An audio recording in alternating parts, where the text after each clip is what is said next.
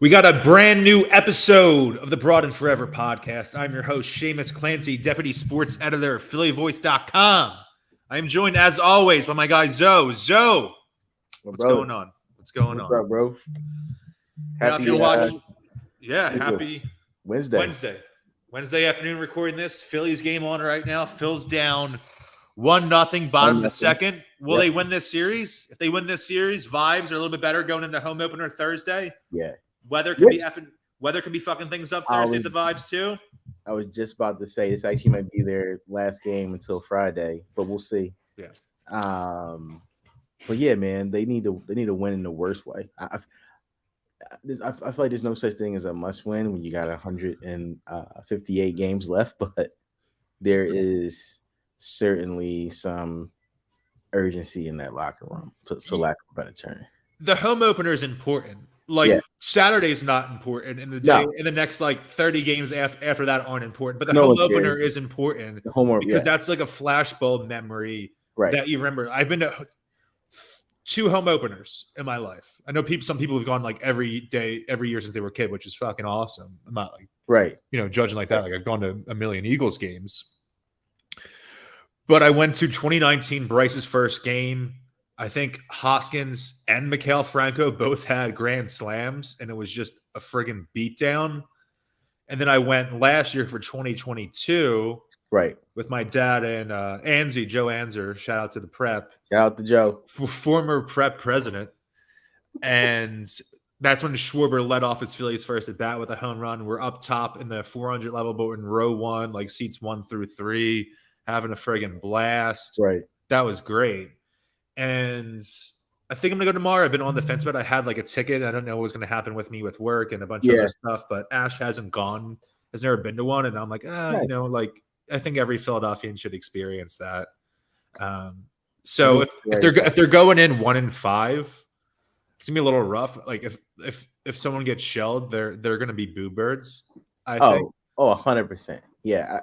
I think, if they go in tomorrow, if it's tomorrow, I was hearing on the radio that they might just push it to tomorrow night if they can.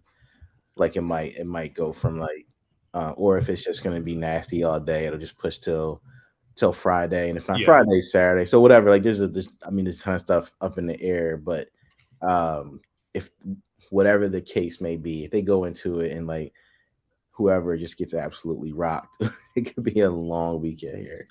They should. I would really like them to call it. It's not a selfish thing. I think it helps everyone, players in terms of pitchers getting ready and fans alike with their plans. I'd really like them to make a call tonight.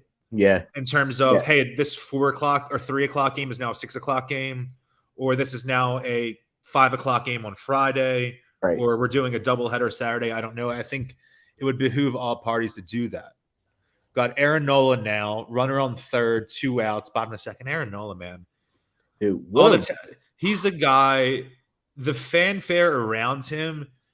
Shire Nation, one of our close friends, had this point recently after Aaron Nola came in today with a 12.27 ERA after a really, really rough outing. Got shellacked in the 4th inning on opening day down in Texas. The Phillies gave up 9 runs in that inning and lost, even though they scored a shit ton of runs in that series in Texas and got swept. On Twitter, and I know we're in an echo chamber. We only follow certain people. We're going to get a certain segment of the fan base opinions. It's a small sample size. But what he said was rung true for me, and that the new way to act smart on Twitter, and we've seen this across all sports and even in non-sports things, is to say Aaron Nola is really good still. Yeah. It reminds me of Ben Simmons situation. I'm going to say yes. Yeah. Actually Ben Simmons is great. And then it's okay, not everyone thinks he's just fucking sucks. Right. He's a good player, but very flawed. And Nola has great talent. He's put up some great statistical seasons. Last year was his 2nd best statistical season. I think he led the league in strikeout to walk ratio. In 2018, I believe, he finished top 3 in Cy Young voting, had, I think, 2.37 ERA. But in the playoffs last year, 4.91 ERA. And he's come up short in these moments. And what kills me is first time through the lineup, aces. Yeah. always has the 4th, 5th inning meltdown. Though. Yep. And that's what an okay to pretty good pitcher would do. Yeah.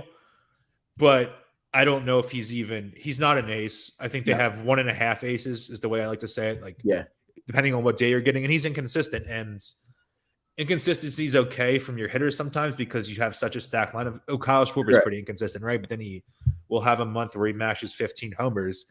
Inconsistency from a pitcher is the one spot you don't want to have that.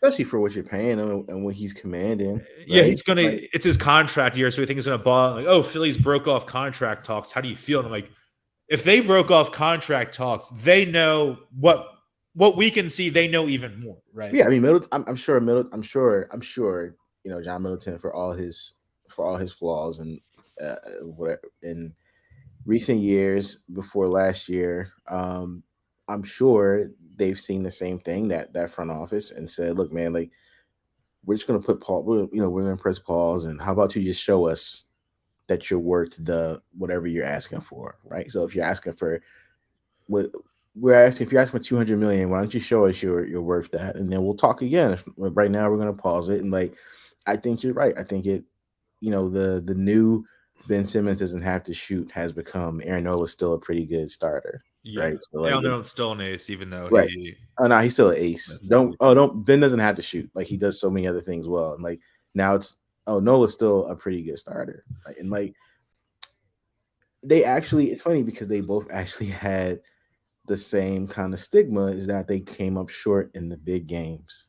Like, terrific regular seasons. Ben Simmons was a 3-time All-Star. I mean, Aaron Nola, again, statistically, one of the best seasons, in baseball last year. Yeah. But where were they when you needed them? And like, that's really what it all comes down to, right? Like, how do we judge? This isn't just a Philly sports thing either. Like, how do we judge our greatest athletes? We judge them by what they did when they were put in big moments. I think the fan base, and this goes for not just the Phillies, the entire city, overvalues homegrown guys, in particular homegrown guys that came about when the team absolutely fucking sucked. Yep. So Nola was I don't know the exact number. He was a top 15 pick, I believe. Yep. So he's the guy that comes up when the team sucks, has that great 2018 campaign, top 3 in Cy Young voting when the team's still not very good. So you have this guy, he's our homegrown ace. This is great. He's our next Cole Hamels, all that vibes. And then you had Simmons, who was the same rate. They finally got the first pick after they won. What did they win? 10 games that year in 2016. Yeah. So he's great. Has an unbelievable rookie season, unquestionably his best season. He got worse every season, right? Not necessarily defensively, because I think he got better defensively, but he got worse offensively every season. His first season, he felt like a revolution offensively, and people overvalue their own guys, right? It's like it's a familial thing, right? You don't think your best friend is as annoying as he is, or something like that, or if you're in a shitty relationship, you think it's fine. Right. And it feels like an overcorrection from the era of, Scott Rowland and Donovan McNabb and Bobby Abreu, where they're trying too hard to pick up on someone who feels like an analytical darling, which, we've always been pro stats guys, but I think we both agree things just shifted too wildly in the other direction that I've gone back to the other side of things and just been like, vibes really matter. I'm going to always look at the stats, but, well, I'm sure we'll get into it with Vorp Twitter when we talk about Embiid and all that shit. We gladly will. I think that's like, we're definitely both on the same page there. But I believe in numbers. I will take a numbers argument. But like, we loved Hinkie because he brought something that the franchise never had. They were in the Jurassic age when it came to analyzing stuff in the front office. And such a breath of fresh air, and that's why we loved him coming in. Correct.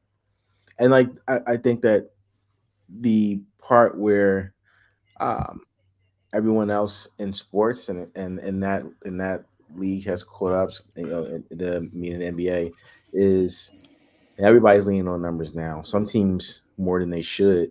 I feel like you look at a team like the Celtics rely heavily on stats and numbers, guys. The Sixers for years tried to poach one of their best one of the Celtics. Was it Mike Zarn? Was that his name? Zarn. Yeah. They tried to poach Zarn for years, and he's a huge numbers guy. One of the best, to be honest. And and the list goes on. But like I think there is a hefty balance that you need now, right? You can't just be like the numbers tell us that that Jason Tatum is probably going to average 30 points a game this year. It's also got to be Jason Tatum averaged 28 last year, so he's going to come in this year and average 30. Like I would believe that too. I don't need you to show me Vorp for me to believe that Jason Tatum's going to take a leap. And like if you look at him, the guy has taken a leap every single year. Like you don't need stats to tell you that. You just need the eye test tells you what kind of player he is. You know what I mean? So I think that there's got to be a hefty balance that you like. We've strayed so far over to like, well, what do the numbers say, as opposed to what do the eyes and what do the vibes tell you about them? Yeah, and I think we're not breaking any new ground here, but I think personality evaluation and judgment, and I don't want to say psychological testing because that seems way too intense for what I'm saying, but more than just the eye test of watching a player perform, it's about who they are as a person, how they fit in the team setting, what is their mentality when things don't go well, things don't go wrong. There's hiccups not with even himself, but the team at large, even if he's playing pretty well or they're playing pretty well. So it goes beyond just stats. You need to have an all-encompassing factor there. And for the Phils, I guess we strayed a little bit. I think they'll be fine. They were never going to beat everyone pitching. No. Their offensive numbers in terms of rate stats are still pretty fine. They hit a couple homers last night on Tuesday, finally got their first one of the year. They're probably going to be really friggin' annoying for most of the season like they were last year and probably fall ass backwards in the playoff again, which is fine because they have the bats to go on a hot streak in October, which is exactly why we had so much fucking fun last fall. I think people you have to also this start has, I think, caused a lot of folks to reset expectations, right? This is also a team that made it to where they made it to, but also a team that got lapped by 14 games by two other teams, right? So like, they were, they came out of the National League last year, but they also during the season, took a pounding at some points. So you have to be prepared. Also, they're missing two of their leaders, two of their leaders and two of their best players right now, right? Yeah. So there's also that, and you got to look at the rest of those guys in their locker room and say, pretty much like it's time to sack up, for lack of a better term. Like this is not a little engine that could anymore. There's a lot of eyes on it, a lot of expectations, most of which from the Delaware Valley. But for good or bad, it's time for the rest of that locker room to step up because those guys aren't getting paid peanuts. That's a very, very, very expensive lineup, expensive roster. Like those guys are all getting paid handsomely to be the best at where they are. So it's time to show and prove. How quick can they burn through the goodwill of a legendary playoff run that grabbed the city by the balls? They got swept. Yep. They're losing in New York right now. Trey Turner just got picked off after reaching on an error, which is fantastic. I think he's the only guy that's actually played well so far this year. So then he does that, and I'm like, oh, fuck. Like, that's the only thing. That was the silver lining, was that Trey Turner is good. So they have that going for them. And then, who knows, opening day, what if they get smashed and they're 2-7, and you're thinking, okay, everyone's checked out. Let's see what they're doing in August after the All-Star break. I think this is my honest belief. It wholly depends on what Sixers team you get in the playoffs. All that matters. All that's like all of it matters. Do the Eagles draft Bijan Robinson? Like that matters. The Phillies' job as a whole in the city, I think, when you're looking on it from a macro scale, is to be mildly entertaining until training camp starts. Yeah.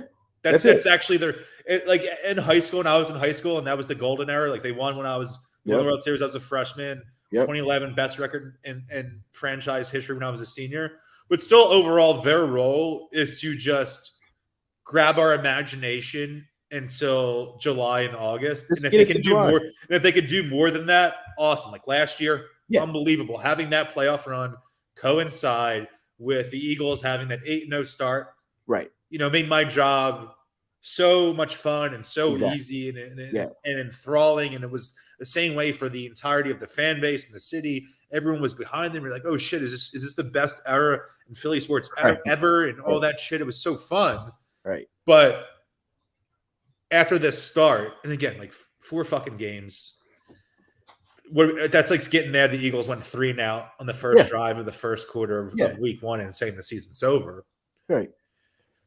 But I think because of how we're looking at those rosy-colored glasses of how fun the playoff run was, we're overlooking how infuriating a 87-win team was last year. If you're winning 87 games, you could probably make the playoffs in the most recent wild card format when there were 3 teams.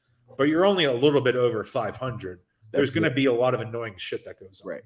And you honestly, if it wasn't for that Brewers win, you pretty much backed into the playoffs.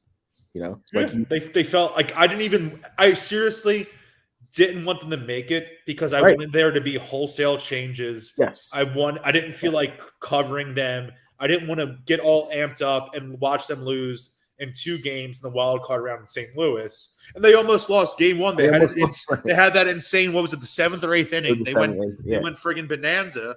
Right. And then they became the most beloved Phillies team in almost a decade and a half. Right. And like I think that all that stuff does really matter, man. It really does, because then you go from being, all right, cool, whatever. We got Sixers playoffs to shit, another second round exit, and the Phillies are 2-11. Like you go from having that nice distraction to, oh shit, we're the only show in town and we just lost 6 straight. When is Bijan Robinson an Eagle yet? Like that kind of stuff, like all that stuff factors in. And like I really do think that for their sake, I hope that they're not the only show in town, because I don't think they're ready for it. I know, given what they did last year, I still don't think they're ready to be the only show in town. Like Aaron Judge is up right now in Yankee Stadium, and they just showed his fucking stat line from last year, like 63 homers, 136 RBI, and I'm watching Nolan. I'm like, this ball is going on friggin' Mars. I'm waiting for this ball to get. There are a lot of Phillies fans up there this weekend. I think that's really cool.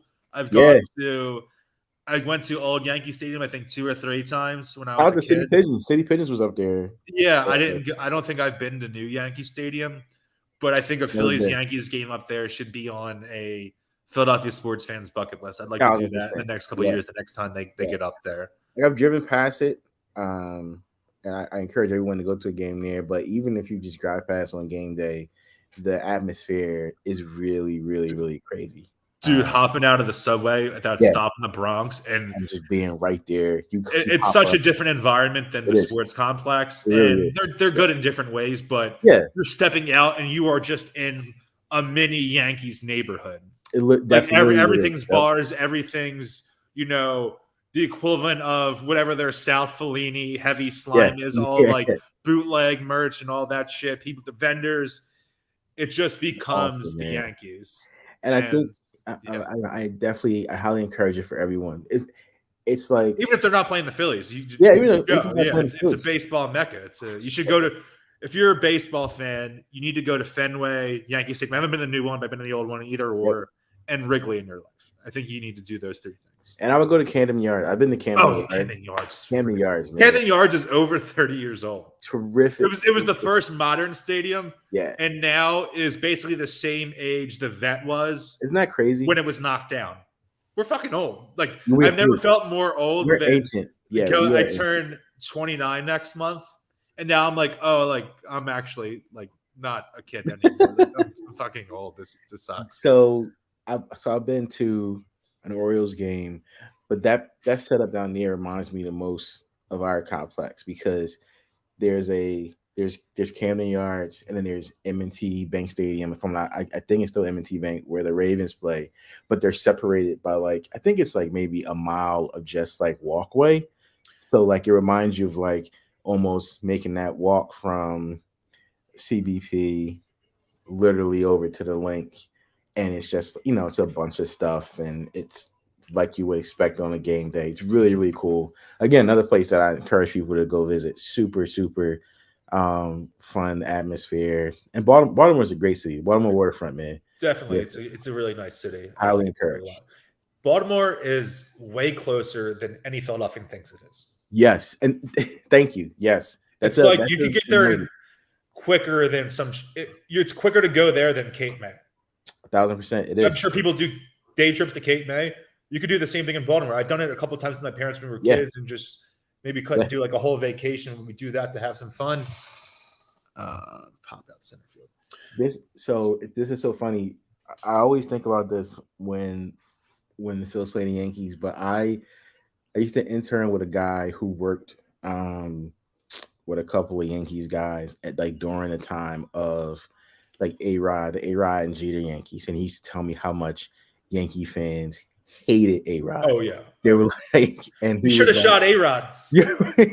He's a biracial angel, right? So like he was like, in his best like Yankee fan voice, he was like, "Yo, the disparity is so crazy because what they'll do is like Derek Jeter could do no wrong. Like Jeter would go strike out, and they'd be like, "Oh, it's okay, Jeter. Like it's all right. We'll get him next time." And A-Rod did the same thing. They're like, "Fuck you, A-Rod. This is why we never should have paid you $200 million." And like, it's so funny, man. I always think about that, about how much that city hated A-Rod. Like it always makes me chuckle whenever we talk about the Yankees. That story always makes me crack up. It feels like Ben versus Joel. It does. There's no price you can pay on being the people's champ, right? No, there's no price you pay for that. Like, like Ben had a bad night, and it's like, see, we should trade him last year. And like Joe has a bad night, and it's like, nah, they're letting him down. He has to do too much. Yes, it's all right, Joe. You do too much anyway. It's fine. Yeah. Shit. Like, and I think the same thing, though. I think there might have been like a racial component to it. Was like Utley versus Howard. Oh, for sure. Yeah. It was like Chase just misses a good 25 games every year because he like. Sorry, he does too much. Slides head first in the first base every time, like dumb shit like that. And then Ryan hits like 40 bombs, but strikes out like 110 times and still has like a 950 OPS and be like, yeah, and everybody's he's fucking lazy. First time, long time. You guys think Howard? Yeah, he only hits home runs if they're up 5 runs or down 5 runs. He never actually hits them when he matters. Yeah, look, I know Howard hits 56 last year. Do you guys think he's mellowed in early though? Yeah.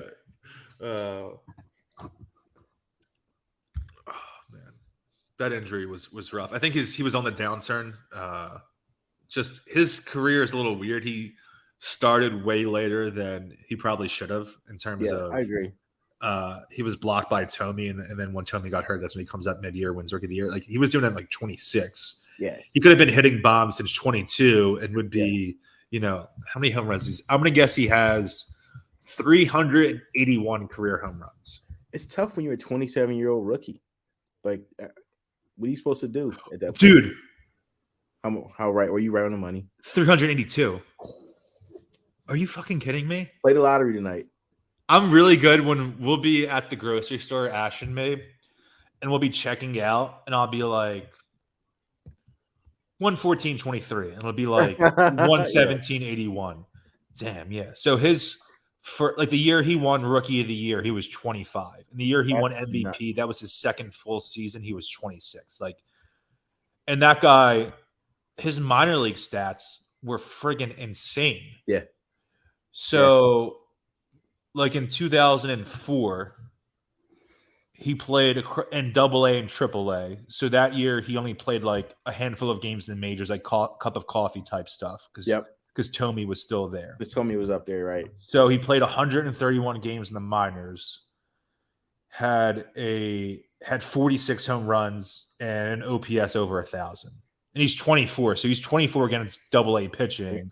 When he could have been smoking, all-stars in the majors. Yeah. So it was unfair. I mean, that's why Ryan Howard in The Office is named. I'm sure everyone knows that now, but like Ryan Howard in The Office is named that because he was crushing it for the Scranton Wilkes-Barre Phillies. Was that what it was? The Scranton Wilkes-Barre Phillies, yeah. Red Barons. The Red Barons, yeah. They have the is that like the Reading Fightins now? Is that what that is? I think the Reading Fightins now. Okay. But that's what we're talking about. It's like a 24, 25-year-old rookie Like, what are you supposed to like? He was playing the hand he was dealt. Like, I mean, it's what it's gonna happen. He could have easily gotten like, if he played like 3 more years at that age, he could have hit 450, and then you're like, actually, is there like a Hall of Fame case there? Right. I mean, this isn't like irrelevant, but it just like, baseball is the most bullshit in sport because you really can't get work. Like, after this game, we do series recaps at Philly Voice, and I'll be doing a lot of them this year. We don't have a steady Phillies beat writer, so I encourage you to read phillyvoice.com. I'm doing a ton of Phillies work this year. Evan Macy, myself, doing a lot of stuff. So I'll write, like, we do series recaps instead of doing gamers, just because no one wants to read like 162 of those. But like, you can't get like, it's April 5th. You can't make these huge proclamations and declarations about the season. So like, fucking around about baseball in early spring is what makes it's the most, because baseball is such a childhood sport too. And I mean that in a great way. I don't mean that in a dismissive way. No, it is a childhood sport. Yeah, because you're playing it as a kid. You know, you're playing that before you're playing probably hoops or definitely football, because like the physical element. Right.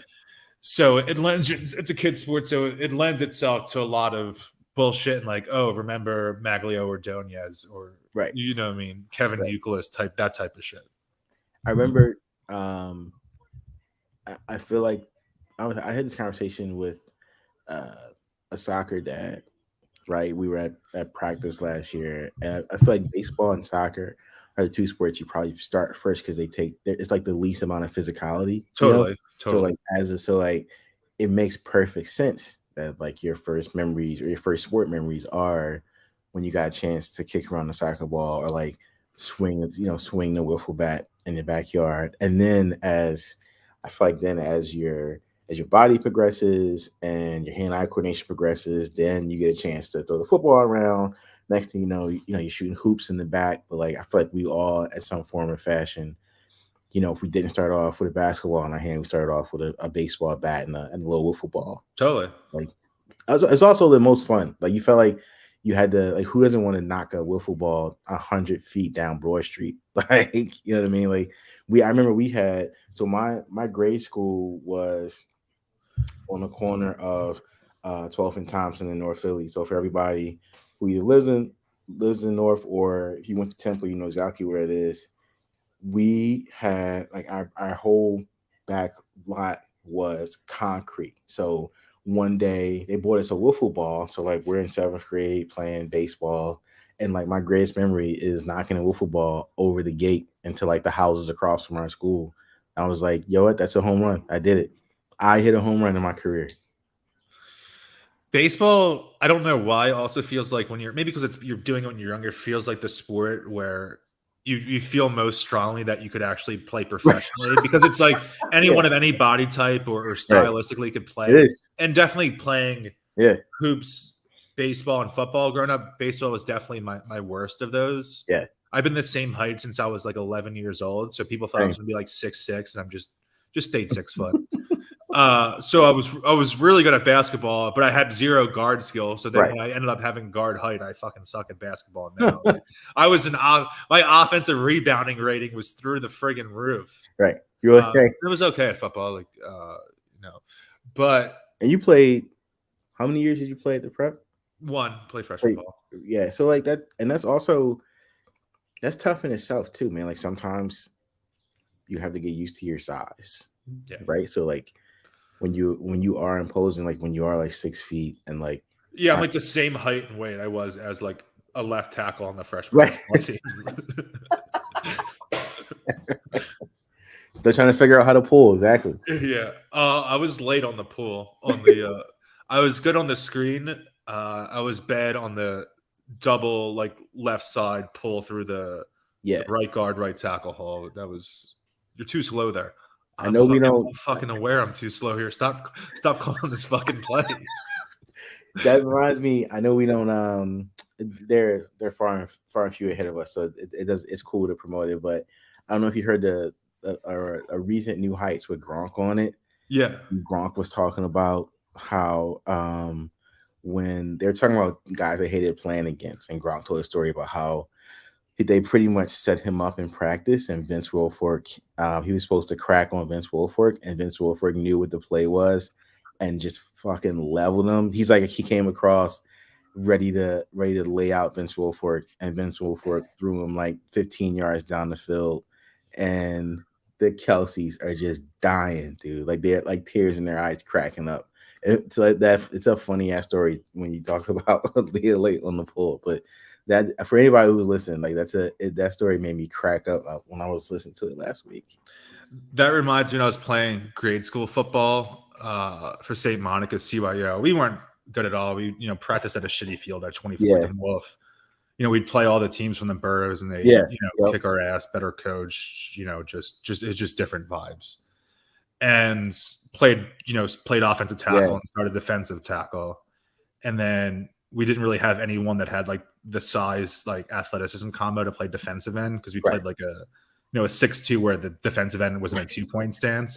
Right. And then my dad was like a help coach. He wasn't an actual coach, but they're like, hey, you play college ball, you can help out when you never, So my dad was never like thought I was the best. He would always coach us in like touch football and baseball. His like self-appointed rule was that I was not allowed to hit higher than 6th in the batting order, or the other parents would like freak out and shit. He was always the first one to come out of the game. Maybe he was just hiding the fact that I wasn't good at baseball. Just telling me lies to make sure it was okay. Always wanted me to sack bunt a lot. We had like a secret sign to sack bunt. But anyway, he's talking to the guy that's, the quote unquote defensive coordinator, who can't actually be defensive coordinator of a CYO fucking varsity football team for 7th graders. But the guy that runs the defense are like, hey, you want to throw Shamus at defensive end and see what he can do? And then, first play out there, I crush a guy, and then they're like, but like I cracked down on it really hard, and just, I'm playing like the backup offensive tackle. Again. I was okay at football, and, was able to do that easily. And then my dad told me after the fact, I was like, okay, run a reverse on the next play and see if he gets done that. But our team sucked so fucking much that they had like a very easy, clear tell when they were running the reverse. Like the flanker lined up in this weird position where like it's such a detriment to the coaching staff that it was so easy to tell this was a different play. So then I just, shuffled to the left like 3 yards and waited, like didn't move, just waited for the guy to come back the other way, crush him. But yeah. Oh God. It's like I watched a TikTok of I think it might have been, it was DeMarcus Ware. I forget who it was against, but like he did a fake spin move, and I mean, when I tell you a fake spin move, the tackle was just on the other side of the field by the time DeMarcus Ware got to the quarterback. Dude, it was just disgusting. But like, sometimes there's a different debate we'll get on another pod, but like sometimes guys are just born with that kind of coordination and speed. Like you can coach it up all you want, but like some people just have it, like some people just have the innate ability to make everything look seamless. When they do that kind of shit. I think it's hilarious. This podcast title was, did Embiid lock up MVP? Just like, it's so bad. Like the titles I do on YouTube when we're recording are never the same as the ones I post on Spotify and Apple and like through SoundCloud. Because I never know. We can talk about it, but the bullshit was fun. When did you play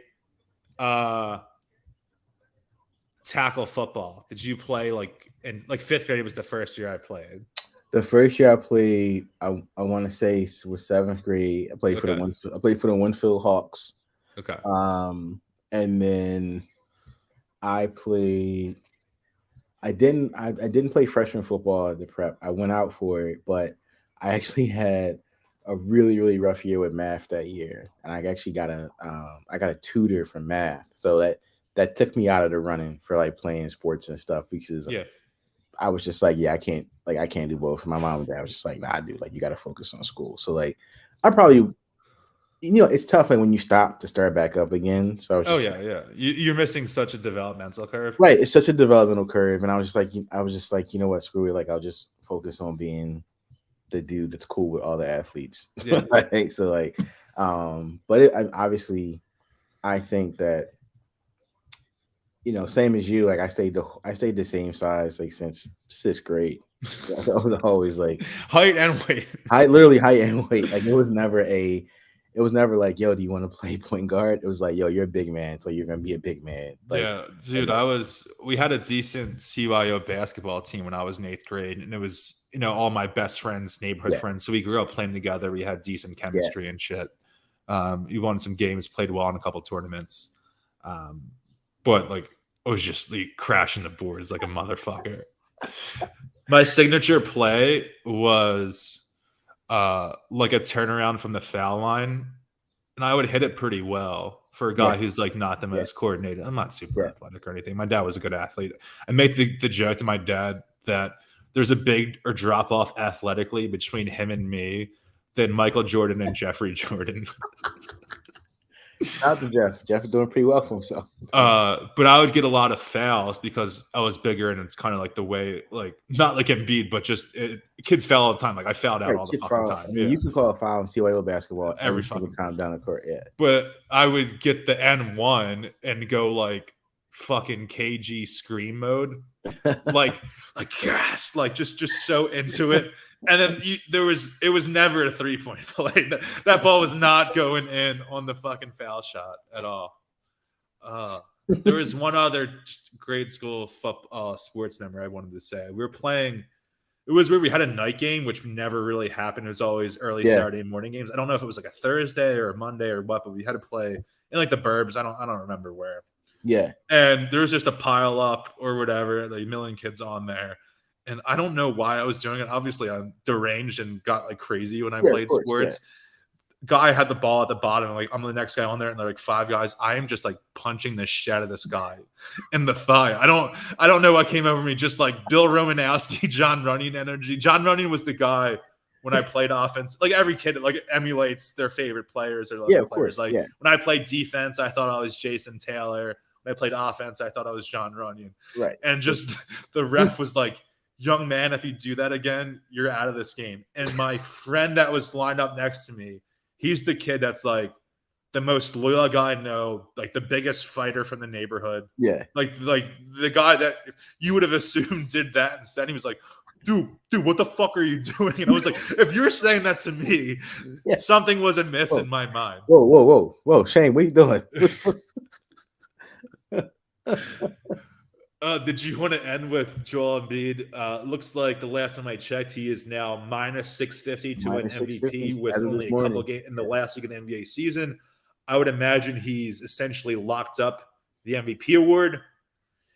Thoughts on his 52-point performance against Boston? I know Boston necessarily didn't have all their top guns. Jaylen Brown was out. Yep. Tatum hasn't done well against the Sixers this year, so maybe that's a good sign for the playoffs. Where does it all end? They're going to play Boston in the second round again this year, and we're going to see what happens. Encouraging from Embiid. Some of the other guys, not too encouraging. Maxey, I know Kyle Neubeck had his instant observations of the game said he played some of his worst basketball he's ever played as a pro. Yeah. So it's just all over the place. But even if they lose in the second round, and we talked about like the way I say it, like our little cuck love, like if they just make the conference finals and get swept, it's such a breath of fresh air.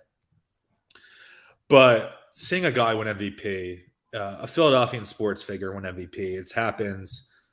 We think we had Iverson in 2001 this century. We had Howard, the guy we were talking so much in 2006, Jimmy Rollins 2007. Yep. And then Bryce in 2021. Look at the length and time, dude. Like, we've had guys we mentioned. Obviously, Jaylen this year was much deserving and should have got it, to be honest. But that's for another time. But we just haven't had our athletes be of the ilk of guys like AI and Jimmy and Ryan, and Bryce, and like in that, like they're just special guys. Last night we just saw, every time you think he can't do something else or do something differently, he goes out and he shoots 85% from the floor and he accounts for more than half of the team's points. Like, I mean, the guy is, and this is not hot takey at all, he's the best player in the NBA right now. Yeah, it's not hot takey. He's the most dominant Sixer I've ever seen, which is Allen Iverson's impact culturally can never be understated, and he will forever be the most important Sixers player of my lifetime. I don't care if Embiid wins Finals MVP this year and they sweep, Jokic's fuckface ass and the Nuggets. Iverson will still be the most important Sixer of my lifetime and maybe ever, really. 100%. But Embiid's dominance and two-way game and, his peak honestly has been kind of equivalent to Iverson's, because Iverson's wasn't super long because of some of the durability issues, his size, some of his, lifestyle stuff. He wasn't, he's admitted it himself, wasn't like in the training and all of that type of stuff. But yeah. And I think that I don't have a question about Joe. I know he's fuel. I know he's going to do it. I know which Joe is going to show up in the playoffs. I really do believe in my heart of hearts, but I do worry about guys like Tobias and honestly to a certain extent Maxey, catching the ball and falling out of bounds when Boston's going to flop, dude. You got to have a smarter basketball IQ than that. And then Kyle said in his article, which is really great, encourage everybody to read. He played some of the worst basketball he's played since he's been here, and he's not that kind of guy. He's no, he's a gamer. He's a gamer. He's a very smart basketball player. I know he's going to show up. I just want this to be I want these guys to be as perfect as possible, because I think this is the best chance that we'll get into that later too. But outside of playing for another team, this is Embiid's best chance at winning a championship. Totally. And I just I really, really hope for our sake too, because this city, all of us, you wrote for a team that went 10-72 happily, we all deserve to have this kind of ride with a team like this, led by a guy who's about to, for all intents and purposes, win, an MVP trophy. He's very well deserved of. And we just the past 12 months, we've got clear evidence of what this city turns into when one of our teams is in the playoffs and when they're making a huge push. Can you imagine it's 80 degrees out and you got game 4 of the Eastern Conference Finals? Dude, that's what I was gonna say. It's a Saturday night. They split in Milwaukee. Yes. Game 3, the first Eastern Conference Finals game in the city in 22 freaking years. Degrees. Right. In 22 years, we're about to play. You got your slutty guy 5-inch shorts on. Right. You get this slutty guy shorts on. You got your slut boy shorts on. You're knocking back a Kenny. It's it's been the perfect day, and you're everybody's just tweeting I can't wait till 8 o'clock. Is it 8 o'clock yet? We deserve it, man. Swaggy's pissing his pants in the parking lot. We deserve it so much, man. Oh man, even if they lost that series, it's really about little moments in sports. Obviously, if they don't win the championship, it's I want to die, and I have been there, and I will never begrudge anyone for feeling that way. But right before they're kicking off the Super Bowl this year, how friggin' sick was that? Or the moment after it hurts his 2-point conversion, oh my god, they're gonna fucking do this! Right. All those moments are what makes it such a special thing, and what makes it a communal thing. It's not just about exactly what happens in the box score. And think about how united it made all of us. And I mean that on such a very, very, very surface level of we all had something to look forward to. Every single day we had something to look forward to. It was always either the Phillies are playing tonight or the Birds are going for 7-0. Yeah.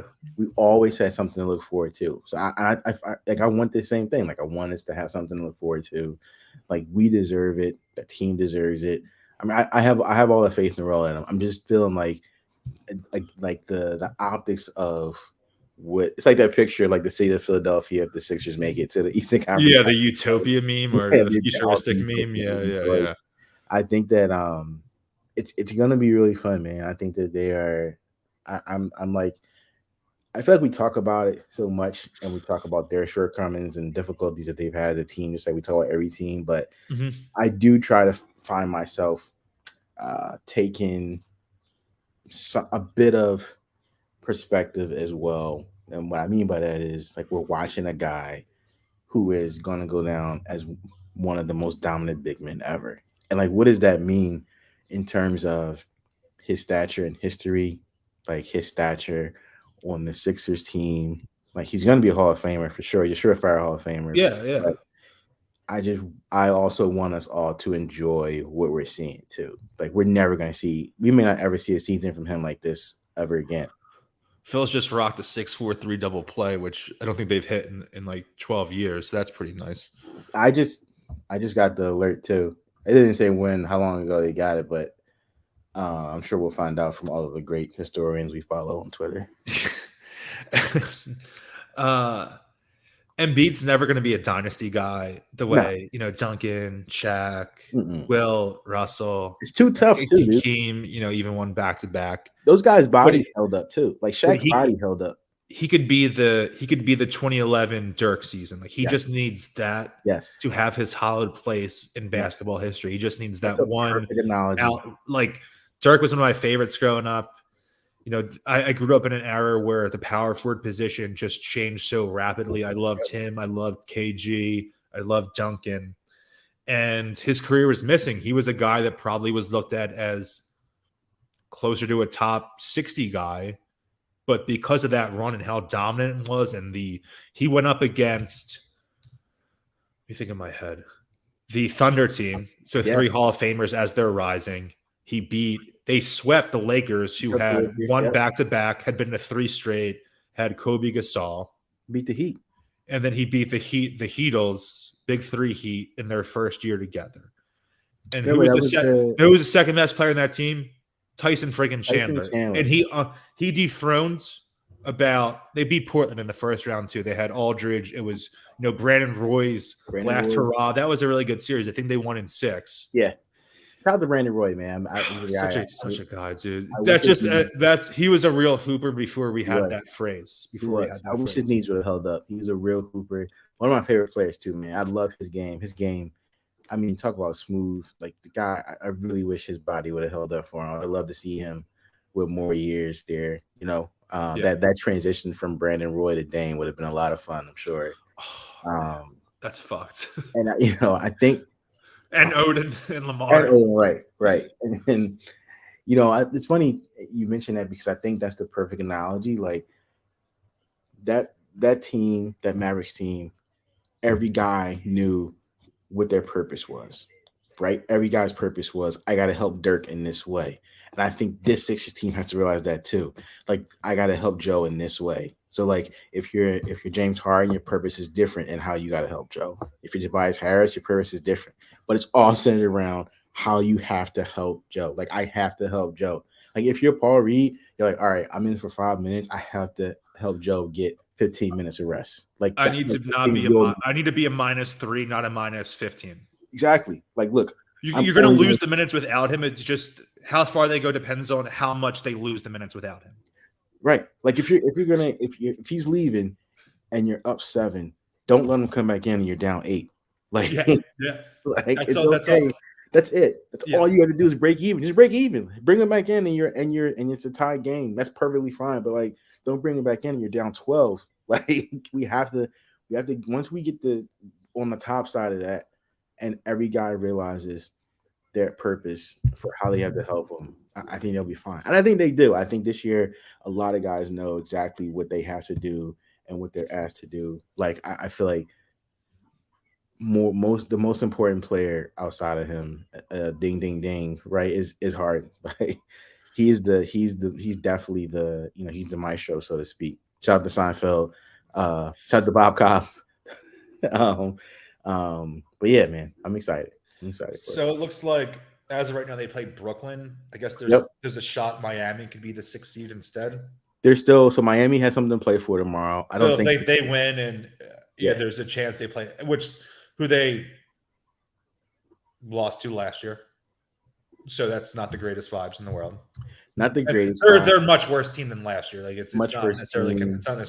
But you have to think, all right, Jimmy the villain coming, or you know what I mean. All like they have options there. Jimmy fucking hates the Sixers. Yeah. Like I do not want to play the Heat strictly for that reason. You want to play? I mean, in the last game, Jimmy had 27, 8, and 8. I just looked up. Yeah. On last night, and I'd rather that game's 2-2 coming back to Philly, and you're just like, I've seen this story before. I'd much rather Jimmy be Boston's problem. I think the Sixers make them work for 7 games. That's what I'm saying. Make the Celtics work. I think the Sixers would beat the Nets in 5 games. Like shout out to I would pick that 5. Like shout out to those guys. They're young, they're fun, but like they're not ready for the Sixers. That's a 5-game series. But I would much rather have Jimmy and the Heat beat up on Boston for 7 games, and then they're limping in the second round for us. Maybe the Sixers are playing Miami in the second round. Listen, this is not hot take. We're not a hot take podcast. There is a world where the Heat beat the Celtics in that first round. I don't think it's crazy to say that. I know Boston for the first. There's a non-zero chance. Yeah, there's literally non-zero chance. And if you got a team with Jimmy Butler who's already mad at the world, but a Jimmy Butler who's also feeling like he's been slighted, I absolutely think there's a non-zero chance. They got the better coach. Yeah, pretty much. Special announcement? Let's do it. Do you want to do it? Should I check for the email if it's out? Wait, check for it first.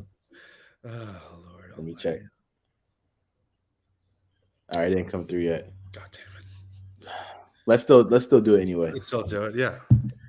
Next Friday, April 14th, your guys we're gonna call a live talk. We'll do a live talk. Yeah. At the drum roll Pen and Pencil Club, Philadelphia's premier journalist club and hideout. We'll be there from 7 p.m. Let's say 7 to like 8:30 or so. We're gonna be doing a live talk. We'll talk Sixers playoffs. Obviously, that's literally the day before the NBA playoffs supposed to start. We'll talk. We could be like 12 hours away from a Sixers honestly. Game. We're most likely going to be like 12 hours away from the Sixers starting their playoff journey. So we'll talk Sixers playoffs. We'll talk Burry's draft. Obviously, we'll talk Phil's. Hopefully, they're in a much better place by then. But yeah, it's going to be a ton of fun, man. Again, Pen and Pencil Club next Friday, April 14th, 7 p.m. Come out and hang with us. Yeah, 522 or 1522 Latimer Street in Center City. If you looks like you don't know where you're going, that means you're in the right spot. You're in the right place. It is typically a members-only club. I'm a member, but this is a type of event that is open to the public. So even if you've never been to the club before, if you're a member, if you've just been as a guest, come by, have some cold ones. It's the best price you're going to get on beer and booze in Center City. It's exactly what you think a media hangout place is going to be. Yes. If you like ripping heaters, you can smoke in there. So knock yourself out if you want to go about it that way. But we're gonna have some fun. I really like it there. Really good people. And really good people. Really good connected people in the industry who get what we go through sometimes. And we've gone to talks there. You've done one with Tyler. I've gone to other ones. Yep. It's nice to just bullshit with people who are open to what else is going on in the scene. Can't stress enough, man. Always gonna have fun talking ball. We'll get a little buzz going, have some fun. Have some fun. We'll make some jokes, but definitely can't stress it enough, man. Super, super fun and accommodating folks. Every person I've met from there so far has been incredibly nice and incredibly welcoming. So very much looking forward to it. Yeah. So that's Friday, 14th, Pen and Pencil Club. You can look it up on Google, 1522 Latimer Street in the heart of Center City. We're like right off behind Fido, kind of. It's near that strip where Pistola's is and how the moon. Right around the corner from Insomnia Cookies. Yeah. It's a great area, popping spot. So if you're going out Friday night, you're going to, ladder after. Yeah. Stop there before, have some drinks, talk some ball. After, holler at us. Then hopefully beautiful weather, a nice balmy spring night in Philadelphia. Yep. Have yourself a time. Holla. All right. Anything else from you? That's it, man. This Sunday we got live Ricky 5. So, plug that. We'll be at Underground Arts this Sunday. It's a completely sold out event. Basketball Paul will be in attendance, so shout out to him. Shout out to Mike and Spike, the whole Ricky crew, man. We're excited. It's gonna be great gang, a really cool time. Yeah, man. We're all excited. It's perfect. It's again, everything's leading up to Sixers playoffs. So Sunday should be the kickoff to a very, very fun Sixers-y week. So looking forward to that. Looking forward to next week. Gonna be a fun one. Absolutely. All right. Shamus Clancy, PhillyVoice.com. Check out all my shit on there. Done a lot of Philly stuff this week. Yesterday, I ranked the best new food items at Citizens Bank Park. I did that last year. People loved it. So I wanted to do that again this year, the sampling. Yeah. Yesterday, I went down to the New Hour store down there, ranked my 10 best Phillies items to buy this year. Not a sponsored post, which I said in the article, because I actually lost money on the trip because I bought 3 of the things on my 10-item list that I had there. Fair, good man. Fair. So Sixers content with Colin Newbeck, obviously, too. Eagles coming out with Jimmy Kempsky, myself, always doing Eagle shit. So follow us on there. If you got tickets, have fun at the Ricky. Support Zo's newsletter and what they do over there. Great guys. Foundational people in the independent online Philadelphia sports media scene.